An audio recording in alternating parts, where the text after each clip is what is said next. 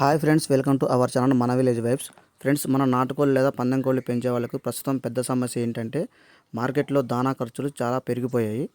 కానీ మనం కోడి పిల్లలు త్వరగా ఎదగాలన్నా, కోడిపుంజులు బలంగా ఉండాలన్నా హై ప్రోటీన్ మేత చాలా అవసరం. అందువల్ల మనం తక్కువ ఖర్చుతోని మేత ఎలా తయారు చేసుకోవాలో ఈ వీడియోలో చూద్దాం. మనకు బయట మార్కెట్లో పత్తి చెక్క అని దొరుకుతుంది. ఇది చాలా తక్కువ కాస్టే పడుతుంది. దీన్ని మనం తీసుకొని, ఇది కొంచెం గట్టిగా ఉంటుంది, దాన్ని మొత్తం ఒక ట్రైలో వేసుకొని అది ముక్కలు ముక్కలు చేసుకోవాలి. చిన్న చిన్న ముక్కలు చేసుకున్నాక దాంట్లో మనం వాటర్ యాడ్ చేసుకొని మనం ఈ పత్తి చెక్కను అనేది నానబెట్టుకోవాలి.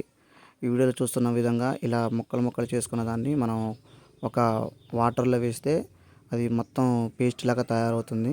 ఇలా మెత్తబడిన తర్వాత మనం దీంట్లోకి తవుడు ఉంటుంది. తవుడు కూడా మార్కెట్లో దొరుకుతుంది. అది కూడా తక్కువ కష్టపడుతుంది. ఆ తవుడు, ఈ పత్తి చెక్క రెండింటిని మిక్సింగ్ చేసి బాగా కలుపుకోవాలి. ఫ్రెండ్స్, ఈ లార్వా అనేది మనం ఇంకో పద్ధతులు కూడా చేసుకోవచ్చు. అది ఎలా అనేది నేను నెక్స్ట్ వీడియోలో పెడతాను.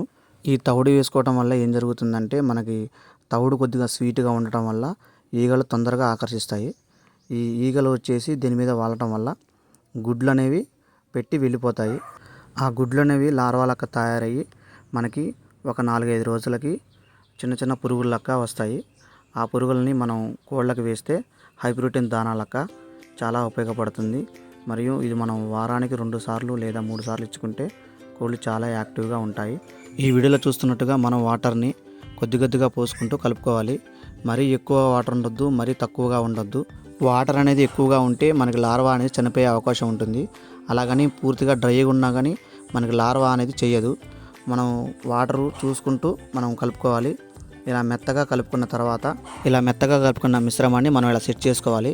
ఇలా సెట్ చేసుకున్న తర్వాతకి ఇలా కలుపుకున్న మిశ్రమాన్ని ఒక 3 రోజుల పాటు మనం కోళ్ళ జాబులో కానీ లేకపోతే ఏదైనా ఖాళీ ప్లేస్లో కానీ పెట్టుకోవాలి. అంటే ఈగలు బాగా వచ్చే ప్లేసులలో పెట్టుకోవాలి.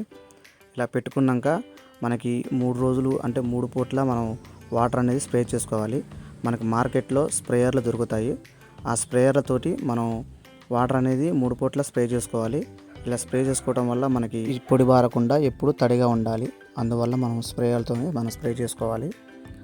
ఈ మరీ ఎక్కువగా తడవద్దు, మరీ తక్కువగా తడవద్దు, ఒక మోస్తరుగా తడవాలి. ఈ లార్వా ఎలా తయారైంది, కోళ్ళకి ఎలా ఇచ్చుకోవాలనేది నేను నెక్స్ట్ వీడియోలో పెడతాను.